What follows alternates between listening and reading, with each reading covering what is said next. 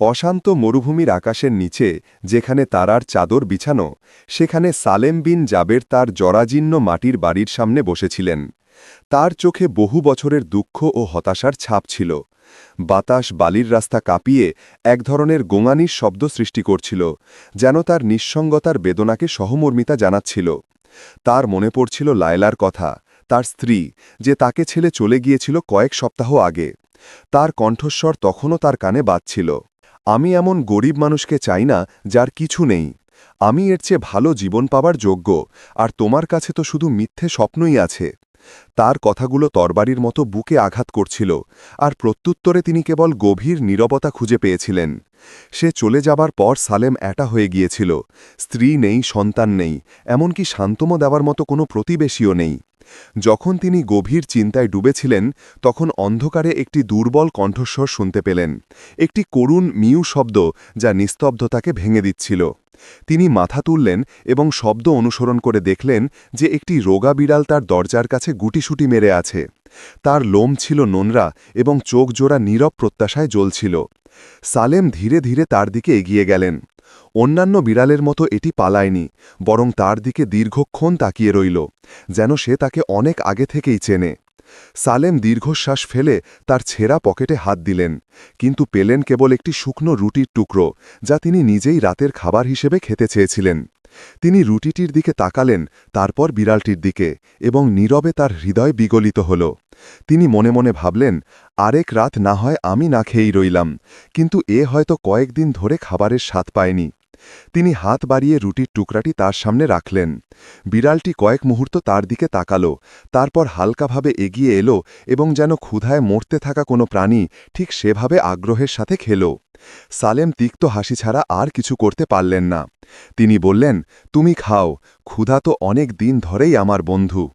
কিছুক্ষণের মধ্যেই বিড়ালটি তার পাশে এসে বসল এবং সান্ত্বনা দেওয়ার ভঙ্গিতে তার কোলে মাথা রাখল। প্রথমবারের মতো বেশ কয়েকদিনের মধ্যে তিনি বাতাসের শব্দ কিংবা লায়লার কথার প্রতিধ্বনি শুনতে পেলেন না।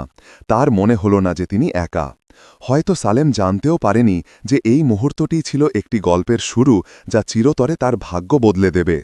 পরের দিন মরুভূমির সূর্য যখন উদিত হল, সালেম তার বাড়ির সামনে লক্ষ্যহীনভাবে দিগন্ধে তাকিয়ে বসেছিলেন। রাতের জাগরণে তার চোখ ভারী ছিল, তবুও সেই মুহূর্তটির প্রভাব তিনি অনুভব করছিলেন, যখন তিনি ক্ষুধার্ত বিড়ালটিকে খাইয়েছিলেন। যখন তিনি তার পুরনো কাঠের দরজা খুললেন, তখন দেখলেন যে বিড়ালটি দরজার চৌকাঠে বসে আছে, উজ্জ্বল চোখে তার দিকে তাকিয়ে আছে, যেন বলছে, আমি যাইনি এবং যাবও না। সালেম ঝুঁকে ফিসফিস করে বললেন, তুমি কি আমার সঙ্গে থাকবে বলে এসেছ? আমার কাছে খাবার বা অর্থ কিছুই নেই, কিন্তু যদি তুমি বিশ্বস্ততা চাও তবে আমার হৃদয় অনেক বড়। তিনি বুঝতে পারলেন না কিভাবে বা কেন, কিন্তু এই বিড়ালটি তার একাকিত্বকে কম ভয়ঙ্কর করে তুলেছিল। তিনি তার সাথে কথা বলতে শুরু করলেন এবং তার সব গোপন কথা তাকে বলতে লাগলেন, যেন সে শুনছে এবং প্রতিটি কথা বুঝতে পারছে।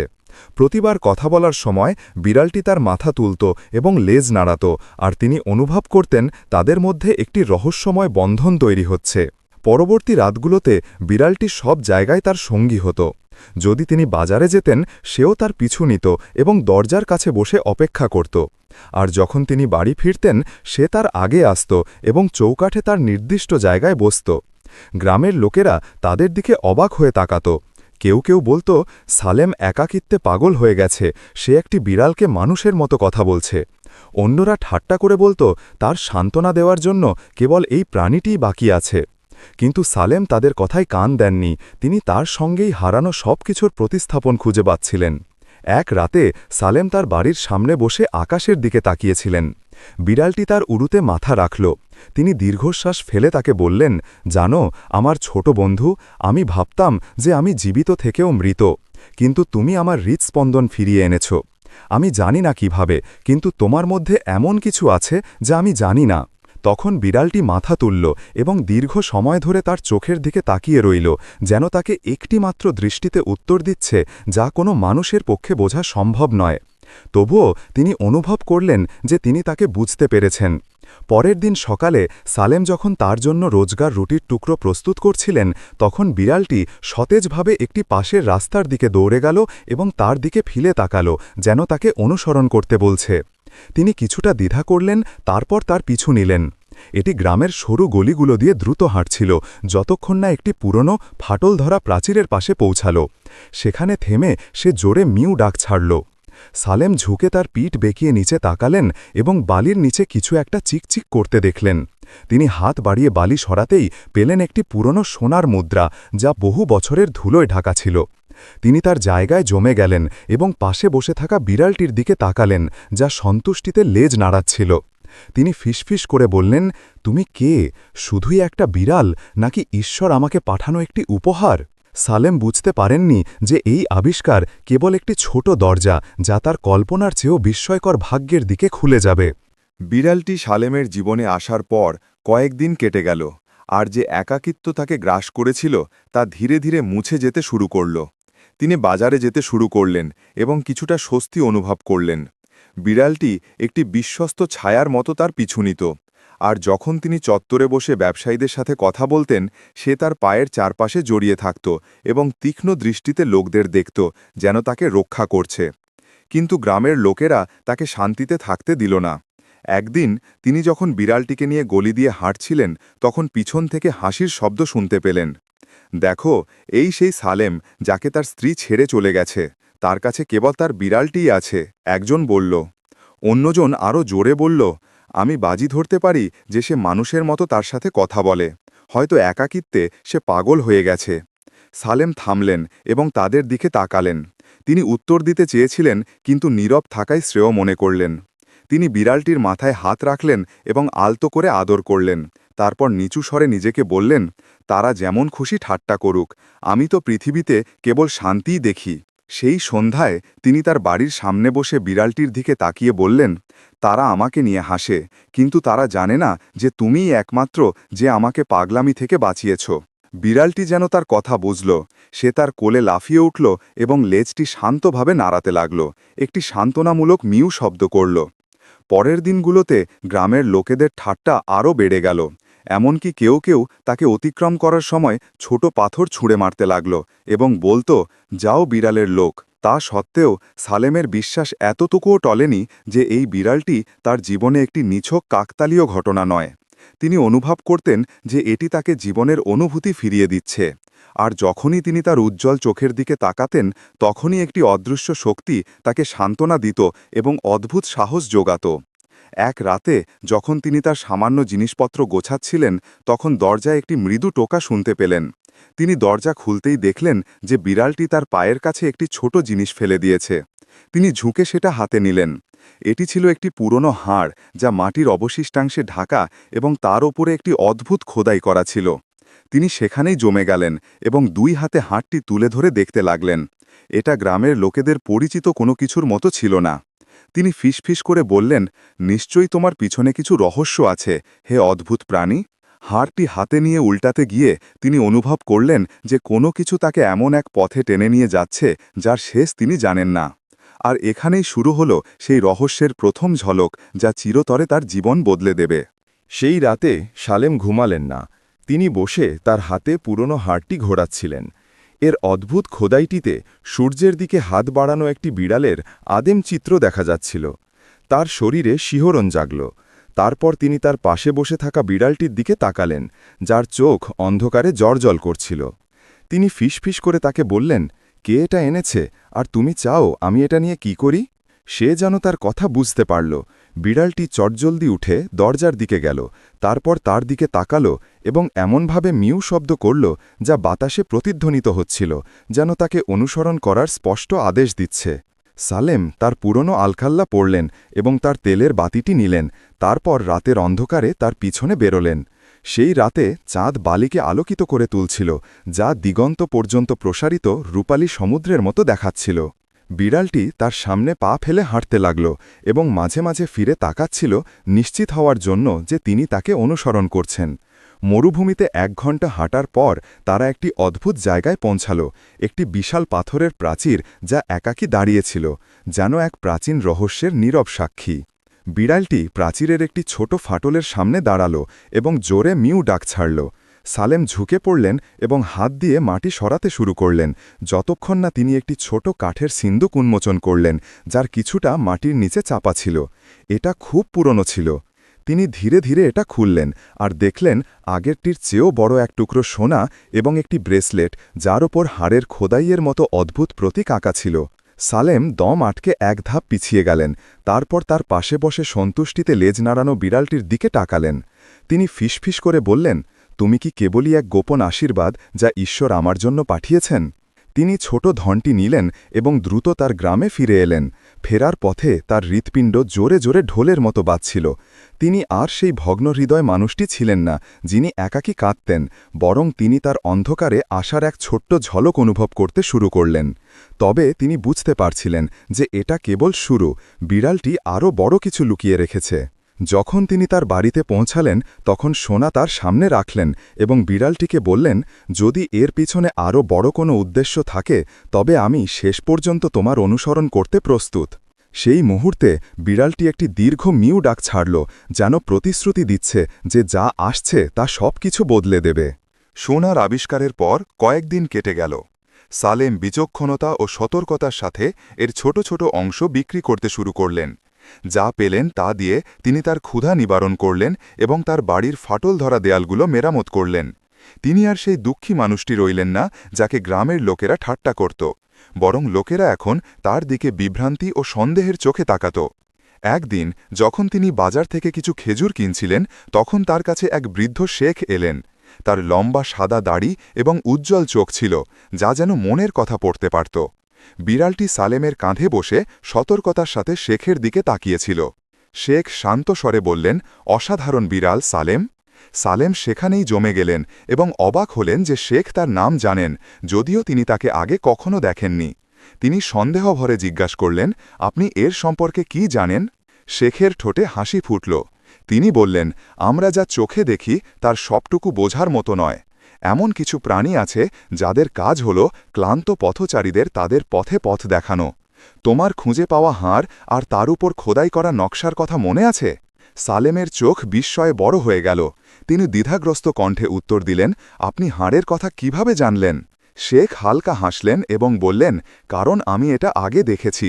আর যদি তুমি রহস্য জানতে চাও তবে এই বিড়ালকে অনুসরণ করো এবং তুমি যা আবিষ্কার করবে তা প্রতিরোধ করার চেষ্টা করো না। সালেম তাকে আরও কিছু জিজ্ঞাসা করার আগেই শেখ বাজারের ভিড়ের মধ্যে অদৃশ্য হয়ে গেলেন, যেন বাতাসে বিলীন হওয়া ছায়া। তিনি যেন কখনো ছিলেনই না। সালেম প্রশ্নের ভার নিয়ে তার বাড়িতে ফিরলেন। তিনি বিড়ালকি সামনে বসে তাকে বললেন, তুমি কে, আর এই কোন পথে তুমি আমাকে নিয়ে যাচ্ছ? এটা কি জীবিকা নাকি পরীক্ষা? বিড়ালটি উত্তর দিল না, বরং শান্তভাবে লেজ নাড়াল। তারপর সে দরজার কাছে বসে অন্ধকারে তাকিয়ে রইল, যেন কিছুর জন্য অপেক্ষা করছে। সেই মুহূর্তে সালেম অনুভব করলেন যে তার আগামী রাতটি অন্যরকম হবে। একটা বড় রহস্য উন্মোচিত হবে, কিন্তু তিনি জানতেন না সেই রহস্য আশীর্বাদ হবে নাকি অভিশাপ। সেই রাতে সালেম ঘুমাননি। তিনি তার ঘরের কোণে বসে বিড়ালটিকে দেখছিলেন, যা দরজার সামনে বসেছিল এবং তার চোখ দুটি আগুনের শিখার মতো জ্বলছিল। রাতের নীরবতা ছিল ভারী, আর মরুভূমির বাতাস কোণে কোণে ফিসফিস করে ঘুরছিল, যেন গোপন কথা বলছে। হঠাৎ বিড়ালটি উঠে দাঁড়াল এবং সতেজভাবে দরজার দিকে গেল। তারপর তার দিকে ফিরে একটি দীর্ঘ মিউ ডাক ছাড়ল, যেন তাকে অনুসরণ করার নির্দেশ দিচ্ছে। সালেম দীর্ঘশ্বাস ফেলে বললেন, ঠিক আছে আমার ছোট বন্ধু, আমি তোমার সাথে শেষ পর্যন্ত আছি। তিনি তার আলখাল্লা পড়লেন এবং বাতি হাতে রাতের গভীরে বেরিয়ে পড়লেন। বিড়ালটি দ্রুত চলতে লাগল, যেন সে নিখুঁতভাবে তার পথ জানে। সালেম তাকে অনুসরণ করলেন যতক্ষণ না তারা সেই পাথরের প্রাচীরের পিছনে একটি নির্জন মরুভূমিতে পৌঁছালেন, যেখানে তিনি প্রথম সোনা পেয়েছিলেন। সেখানে বিড়ালটি বালির একটি নির্দিষ্ট জায়গার সামনে দাঁড়াল এবং তার ছোট নখর দিয়ে আঁচড়াতে শুরু করল। সালেম ইতস্তত করলেন, তারপর তার পাশে হাঁটু গেড়ে বসলেন এবং হাত দিয়ে বালি সরাতে লাগলেন। অবশেষে একটি অদ্ভুত পাথরের ঢাকনা উন্মোচিত হল, যার ওপর হাড় ও ব্রেসলেটে দেখা নকশাগুলোর মতো খোদাই করা ছিল। যখন তিনি এটি দেখছিলেন তখন পাথরের নিচ থেকে একটি ঠান্ডা বাতাস অনুভব করলেন। তিনি বিড়ালটির দিকে তাকালেন, যা বড় চোখে তার দিকে দেখছিল, যেন বলছে, এটা তোলো। সালেম তার সব শক্তি জড়ো করে পাথরটি সরালেন। তিনি এটা করতেই একটি সংকীর্ণ প্রবেশদ্বার উন্মোচিত হল, যা মাটির নিচে একটি পথের দিকে নিয়ে গেল। তার হৃৎপিণ্ড ঢোলের মতো বাজছিল। তিনি বিড়ালটির দিকে তাকালেন, যা কোনো দ্বিধা ছাড়াই তার আগে এগিয়ে গেল। সাহস সঞ্চয় করে তিনি তাকে অনুসরণ করলেন। পথটি ছিল অন্ধকার আর স্যাঁতস্যাঁতে, আর তার পায়ের শব্দের প্রতিধ্বনি দেয়ালে ফিরে আসছিল যেন অতীতের ভুতুড়ে কণ্ঠস্বর। অনেক দূর যাওয়ার পর পথটি একটি বিশাল পাথরের হলঘরে উন্মুক্ত হল। এর মাঝখানে ধুলো আর শুকনো ঘাসে ঢাকা পুরনো সিন্দুক ছিল। সালেম এগিয়ে গিয়ে একটি সিন্দুক খুললেন, আর যা দেখলেন তাতে বিস্মিত হলেন। অগণিত সোনা আর রত্ন। তিনি সেখানে জমে গেলেন, তার চোখ জ্বলজ্বল করছিল।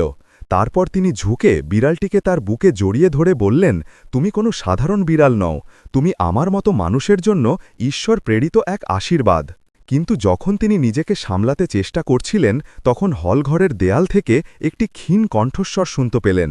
এটি একটি রহস্যময় শব্দ, যা প্রাচীন ফিসফিসানির মতো শোনাচ্ছিল। কণ্ঠস্বরটি বলছিল, যে সম্পদ খুঁজে পায় তার লোভ করা উচিত নয়, কারণ লোভ তার মালিককে ধ্বংস করে। সালেমের শিরায় রক্ত জমে গেল।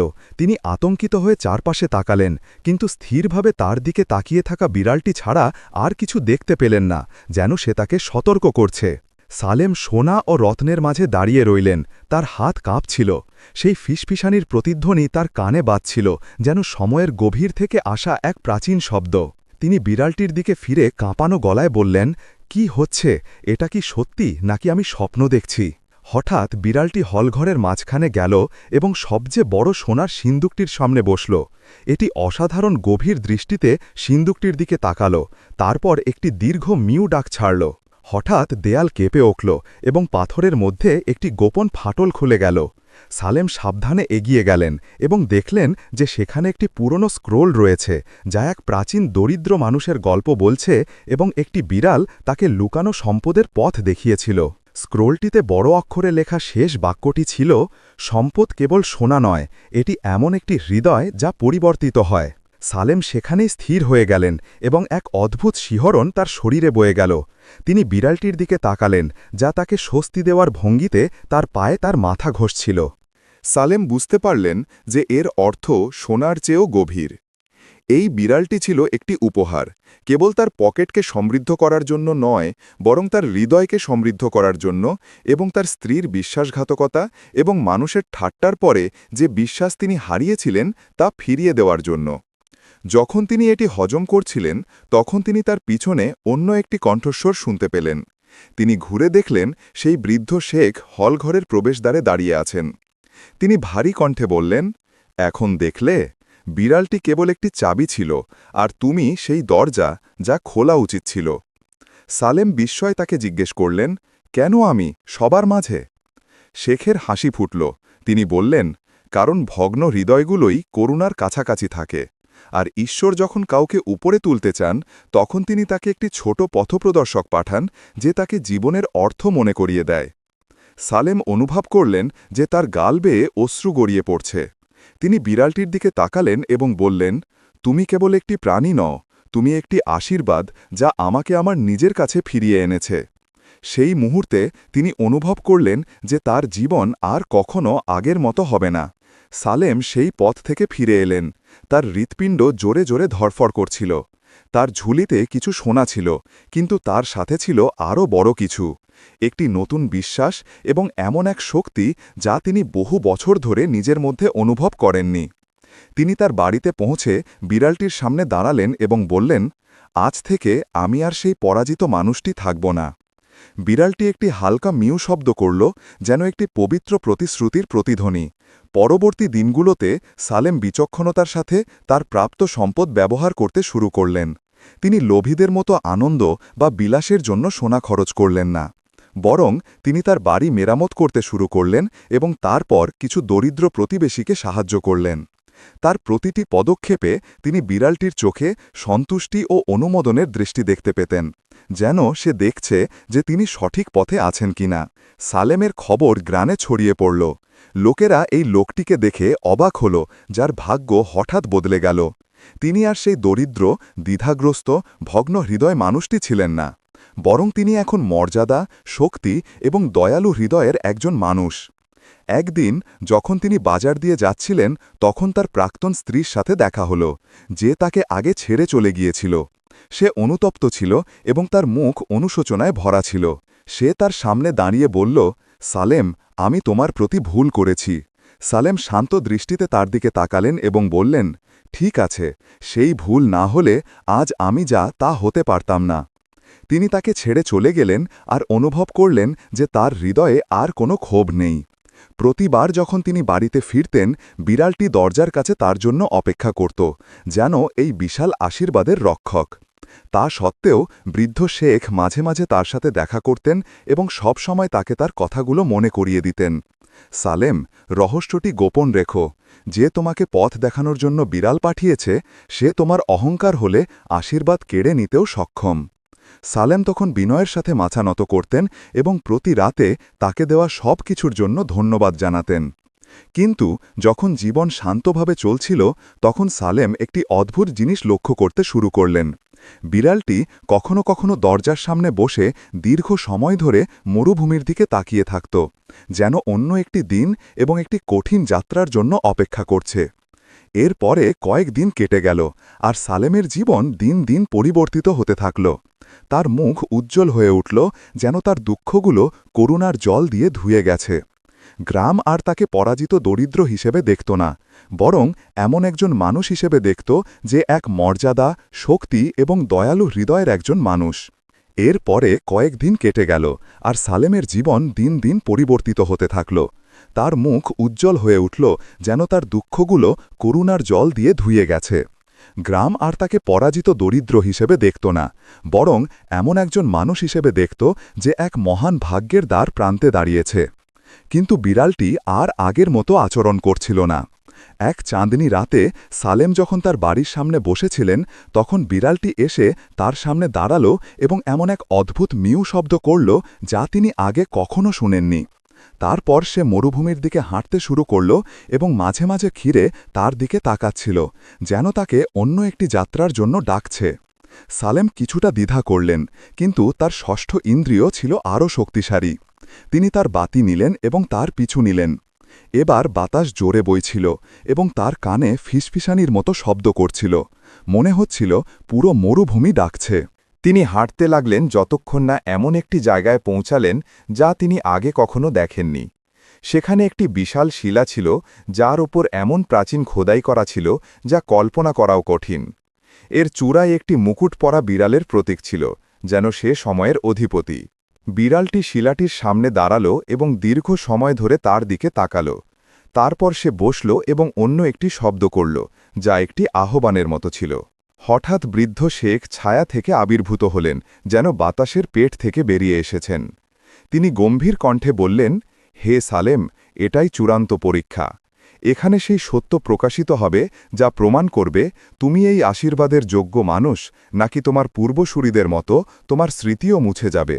সালেম এগিয়ে গিয়ে উদ্বেগ ভরা কণ্ঠে তাকে জিজ্ঞাসা করলেন, আপনি কোন আশীর্বাদের কথা বলছেন, সোনা নাকি এই বিড়াল যা আমাকে পথ দেখিয়েছে? শেখ হাসলেন এবং বললেন, না সালেম, আশীর্বাদ হল এই উপলব্ধি যে সম্পদ তোমার হাতে থাকা জিনিসে নেই, বরং যা তোমার হৃদয়কে সংশোধন করে। বিড়ালটি কেবল সোনার পথ প্রদর্শক ছিল না, বরং তোমার আত্মার পথ প্রদর্শক ছিল, যা তুমি প্রায় হারাতে বসেছিলে। সালেম নীরব হয়ে গেলেন, তার হৃৎপিণ্ড ধরফর করছিল। তারপর তিনি বিড়ালটির দিকে তাকালেন, যা মানুষের চোখের মতো দৃষ্টিতে তার দিকে দেখছিল। সেই মুহূর্তে তিনি অনুভব করলেন যে সে কেবল একটি সাধারণ প্রাণী ছিল না। হঠাৎ এক প্রবল বাতাস বইতে শুরু করল, যা তাদের চারপাশে বালি ঘুরিয়ে দিল। বিড়ালটি জোরে মিউ ডাক ছাড়ল, আর পাথরের মধ্যে একটি গোপন ফাটল খুলে গেল, যেন আরও বড় এক রহস্যের দিকে নিয়ে যাওয়া অন্য একটি দরজা। শেখ তার দিকে তাকিয়ে বললেন, ভিতরে প্রবেশ করো সালেম, সেখানেই তোমার নিয়তি সম্পূর্ণ হবে। সালেম ভয় আর বিশ্বাস উভয় নিয়ে এগিয়ে গেলেন। বিড়ালটি তার আগে হাঁটছিল যেমনটা সে প্রথমবার করেছিল, কিন্তু তার দৃষ্টিতে ভিন্ন কিছু ছিল, বিদায়ের মতো কিছু একটা। সালেম সেই পাথরের ফাটলে প্রবেশ করলেন এবং হাত দিয়ে দেয়াল অনুভব করলেন। বিড়ালটি শান্ত গাম্ভীর্যের সাথে তার আগে হাঁটছিল। পথটি ছিল লম্বা এবং অন্ধকার, কিন্তু এর শেষে একটি নরম আলো জ্বলতে শুরু করল, যা পৃথিবীর গভীর থেকে জন্ম নিচ্ছিল। যখন তিনি পথের শেষে পৌঁছালেন, তখন তার সামনে এমন এক আশ্চর্যজনক জায়গা খুলে গেল যা কোনো মানুষের চোখ আগে দেখেনি।